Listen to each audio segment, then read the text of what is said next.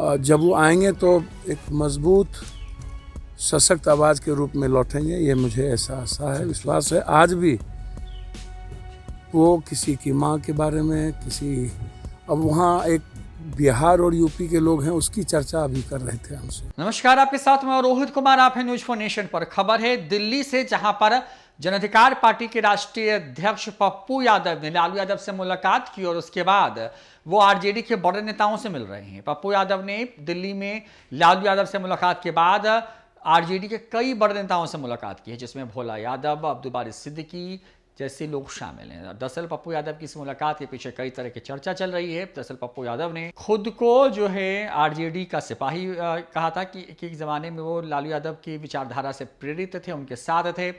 पप्पू यादव ने यह भी कहा कि क्योंकि उनकी सेहत खराब है लिहाजा उनसे मिलने के लिए पहुंचे थे। ऐसे में पप्पू यादव की लालू यादव से करीब जो उनकी आज मुलाकात हुई उनके सिंगापुर जाने से ठीक पहले, क्योंकि कई नेता उनसे मिलने के लिए आज पहुंच रहे थे दिल्ली में।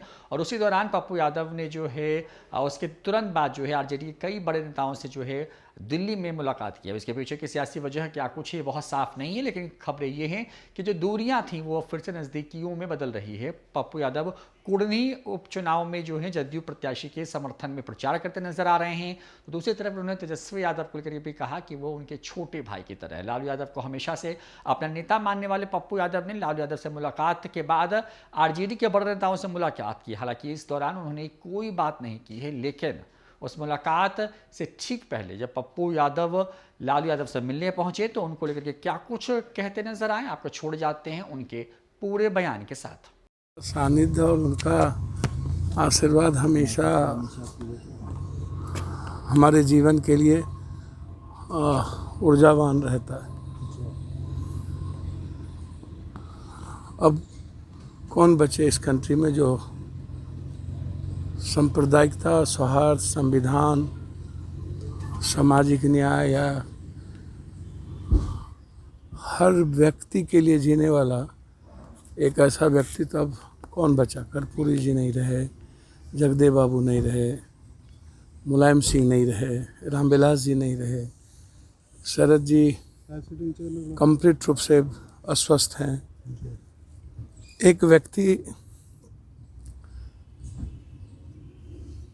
का अभी इस देश में लंबे समय तक रहना आवश्यक है। जिस तरीके से देश संकट में है, संविधान और लोकतंत्र संकट में है, एक ऐसे सशक्त आवाज़ जो बिना डरे थके निर्भीक होकर के हमेशा देश की सॉवरन और संविधान के लिए आवाज़ उठाते रहे हैं, उनका हम सबके जीवन में और वर्तमान राजनीतिक परिवेश में रहना सबसे आवश्यक है।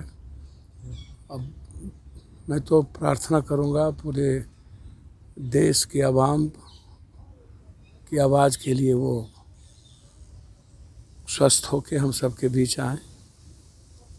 अब जो समय लगे, 3 महीना, 4 महीना, 2 महीना, वो जब भी आएंगे फिर से मजबूत आवाज़ के रूप में राजनीतिक सामाजिक जीवन में वो नेतृत्व करेंगे। एक सवाल है सर, दिल्ली में उपचुनाव में आप कह रहे हैं कि वहाँ पर हम समर्थन में जेडीयू के जाएंगे और रहेंगे, और यहाँ पर लालू जी साहब की मुलाकात हुई है। दोनों को अगर जोड़ा जाए, राजनीतिक, चूंकि आप एक राजनेता हैं, लंबे वक्त से राजनीतिक जीवन में आप हैं, तो माना जाए एक बार फिर से महागठबंधन में आपकी वापसी होगी। देखिए, मैं एक बात आपको बोलूँ, मैं तो लालू यादव जी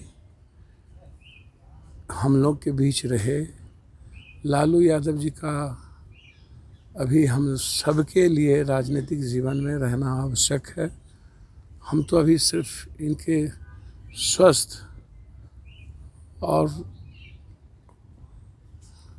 इनकी दीर्घायु की ही बात करेंगे।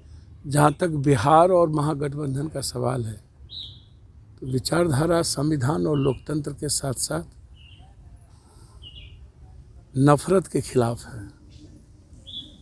प्रेम ही आधार है और संविधान से ही देश चलेगा। सर, एक तो सवाल। बीजेपी के खिलाफ कांग्रेस के नेतृत्व में लालू यादव के सशक्त विचारों के साथ एक मजबूत सत्ता जब बिहार में है, तो निश्चित रूप से महागठबंधन के लिए सबको मिलकर काम करना चाहिए। और मेरा प्रयास रहेगा कि महागठबंधन की जीत हो और कंप्लीट रूप से हम हैं। अब महागठबंधन में वापसी नहीं वापसी ये कांग्रेस को तय करना है, लालू यादव जी को, नीतीश जी को तय करना है, मुझे नहीं। मैं सशक्त विपक्ष की आवाज़ हूँ पहले से ही। जब आरजेडी नहीं थी सत्ता में तब भी हम विपक्ष के लिए, विपक्ष की भूमिका में थे, अंतिम व्यक्ति के लिए आवाज़ थे और हर व्यवस्था, गलत व्यवस्था के खिलाफ थे। आज भी मैं हूँ और रहूँगा। सर, मैं लालू आपको बता दूँ, लालू यादव 25 तारीख को सिंगापुर के लिए जाएंगे और क्या विस्तृत से बातचीत हुई नहीं, तबियत निश्चित को रूप लेके से, और किडनी ट्रांसप्लांट को लेके भी चर्चा हुई क्या? नहीं, बहुत आवश्यक है जी उनका स्वस्थ रहना।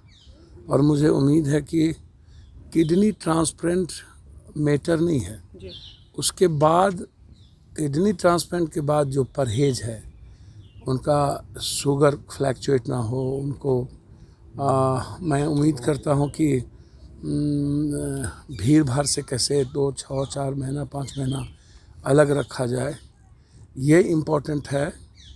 इम्पोर्टेंट सिर्फ किडनी ट्रांसप्लांट नहीं है, किडनी ट्रांसप्लांट के बाद जो सलाह डॉक्टर्स देंगे तो परिवार मुझे लगता है कि उसी अनुरूप ठीक काम करेगा। और जब वो आएंगे तो एक मजबूत सशक्त आवाज़ के रूप में लौटेंगे, ये मुझे ऐसा आशा है, विश्वास है। आज भी वो किसी की माँ के बारे में, किसी, अब वहाँ एक बिहार और यूपी के लोग हैं, उसकी चर्चा अभी कर रहे थे हमसे, वो वहाँ कितने मजबूत है, जहाँ जा रहे हैं वहाँ पर चर्चा कर रहे थे, मेरी माँ के बारे में पूछ रहे थे, पिता के बारे में पूछ रहे थे, पूर्णिया मधेपुरा के किसी और के बारे में। अब उनको 50 साल पहले जो बात थी वो हमसे शेयर कर रहे थे।